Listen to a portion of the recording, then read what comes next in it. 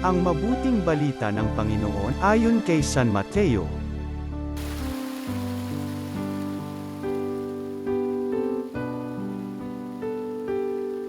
Noong panahong yun, sinabi ni Jesus sa kanyang mga alagad, "Narinig na ninyong sinabi, ibigin mo ang iyong kaibigan at kapuotan mo ang iyong kaaway.